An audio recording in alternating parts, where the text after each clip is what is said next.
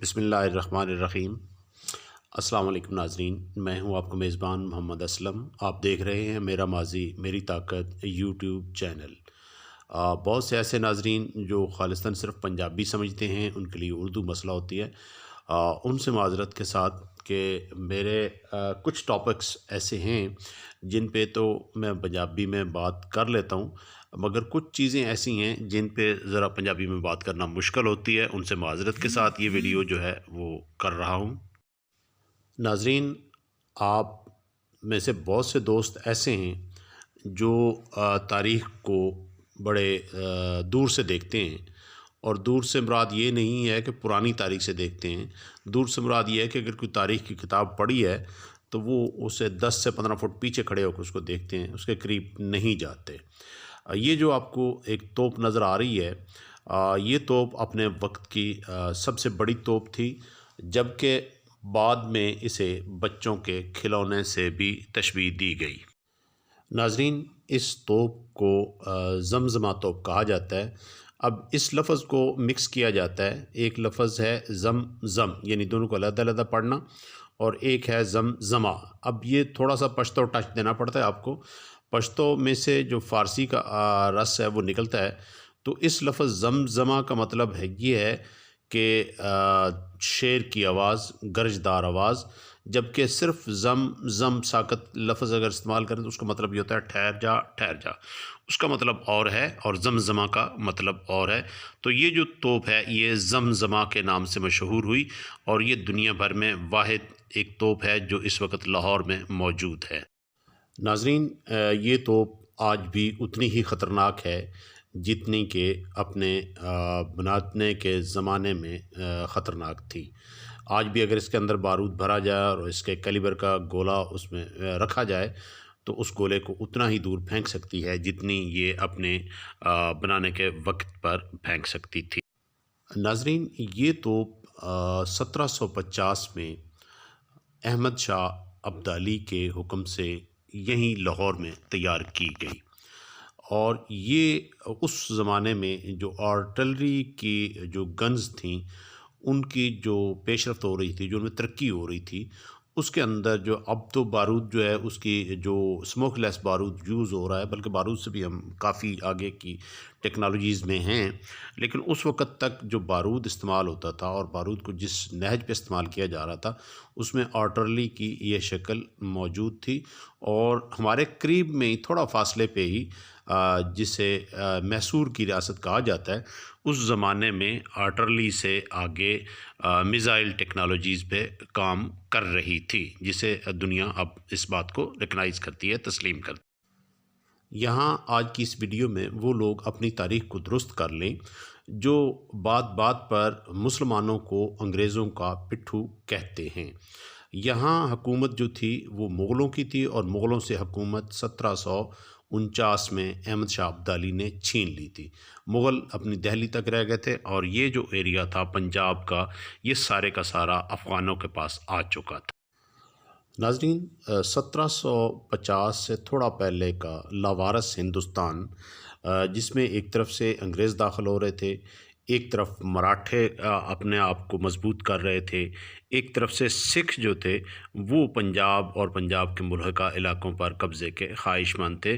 तो इस कशमकश में अहमद शाह अब्दाली जो है वो हमला आवर होता है, और हमला आवर होने के साथ साथ वो पंजाब और पंजाब के मुल्हका इलाकों को अपने कब्ज़े में ले लेता है।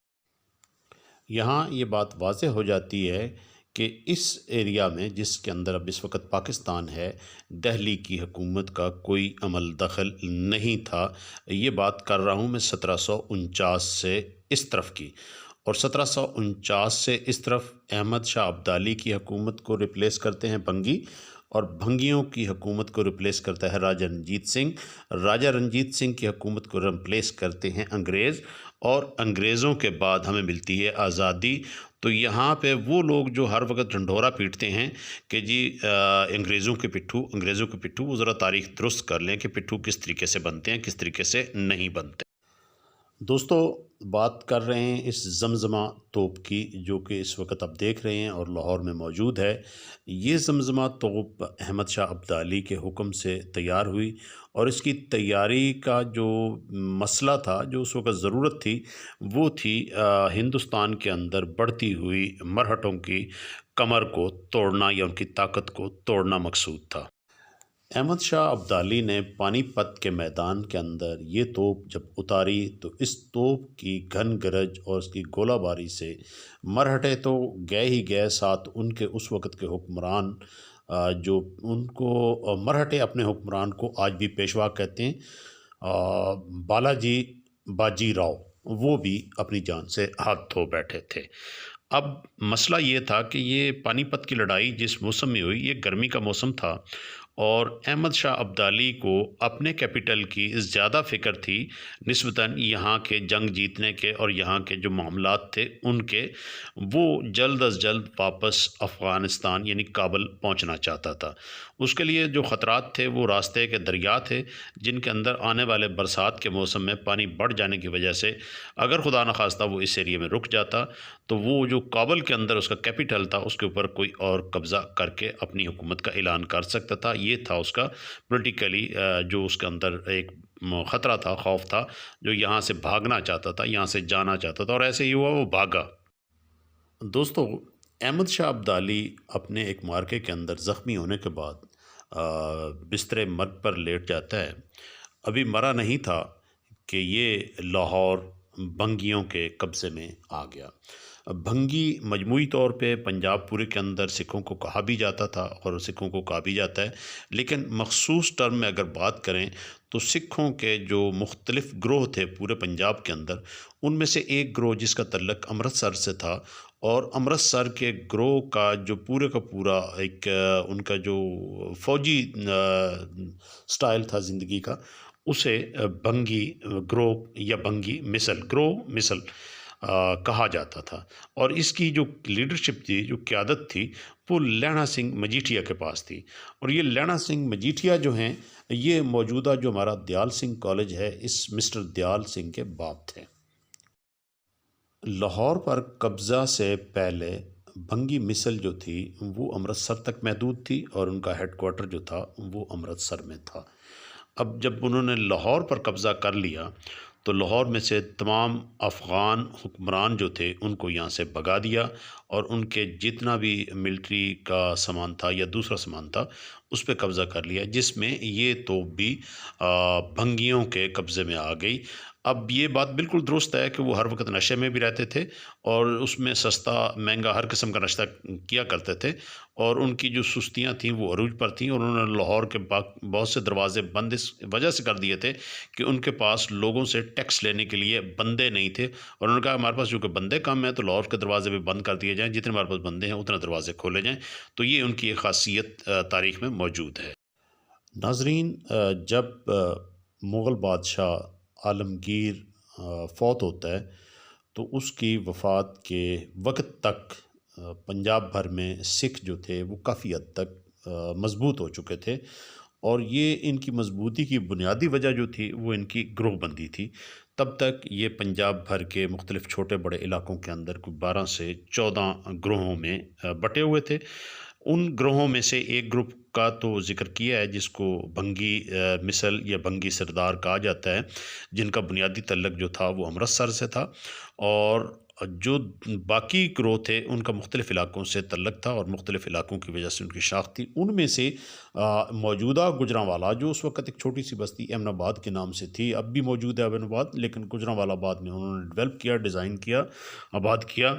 تو یہ جو گجرانوالہ کی مثل تھی، اس کے مثل کے جو سربراہ تھے وہ چڑت سنگھ تھے، اور چڑت سنگھ کو سکر چکیہ مثل کا سربراہ کہا جاتا ہے، اور یہ تقریباً دریائے جہلم، دریائے چناب کا درمیانی علاقہ، دریائے سندھ کے علاقے میں ان کا اس وقت تک اثر رسوخ بلکہ کنٹرول تھا۔ انہوں نے بہت سی چھوٹی چھوٹی ریاستوں کو ہضم کر لیا تھا، اور اس پہ یہ قابض تھے۔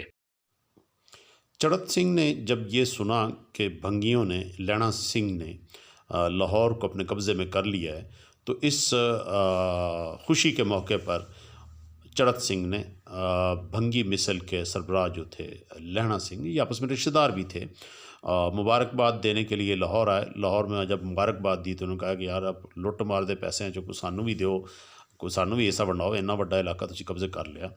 تو انہوں نے اپنی طرف سے یہ ناکارہ توپ، بیکار توپ جو ہے بطور تحفے تن، بطور سزا ان کو کہے کہ اگر لے جا سکتے ہو تو یہ لے جاؤ، اس سے زیادہ ہمارے پاس کچھ نہیں ہے، نہ ساڑھے رنگ بھنگ پا۔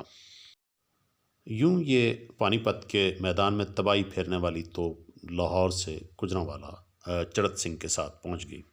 اب چڑت سنگھ جو ہے اس کے درمیان جب مختلف افغانی کمانڈروں کی، ابھی افغانی کمانڈر گراؤنڈ پہ موجود تھے، ان کی کوشش تھی کہ وہ اپنے ایریاز کو جو ہے نا ریسٹور کریں یا وہاں پہ اپنی رٹ بحال رکھیں، تو یہ توپ اس کشمکش میں ایک بار پھر جو چڑت سنگھ ہیں ان سے نکل کے افغانی کمانڈر جو چٹھا فیملی سے تھے، احمد نگر کے اور رسول نگر کے چٹھا، علی پور چٹھا کے چٹھوں کے پاس میں سے احمد نگر سے چلی گئی۔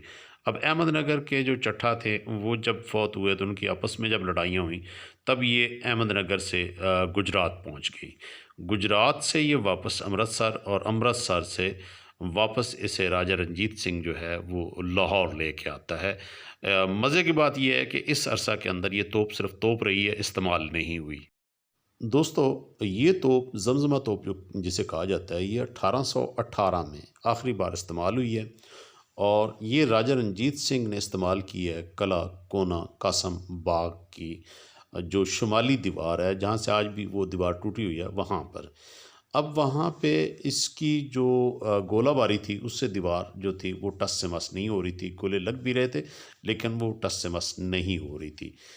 اس گولہ باری کے دوران اسی گن کی جو بائیں والی پہیہ ہے، یہ پہیہ جس ہک کے اندر فٹ ہے، یہ ٹوٹ جاتی ہے۔ اب یہ جو پہیے کی ہک ٹوٹتی ہے تو اس کا بیلنس برقرار نہیں ہوتا، تو بیلنس برقرار رکھنے کے لیے اس کا مرمت کرنا ضروری ہے۔ تو جو اس وقت وہاں پہ لوگ کام کر رہے تھے انہوں نے کہا جی اس کو لاہور بھیجا جائے۔ تو جو سکھ فوجی تھے انہوں نے کہا جی لاہور کیوں بھیجتے ہیں، ہم اپنے اپنے کندھے اس کے نیچے دیتے ہیں۔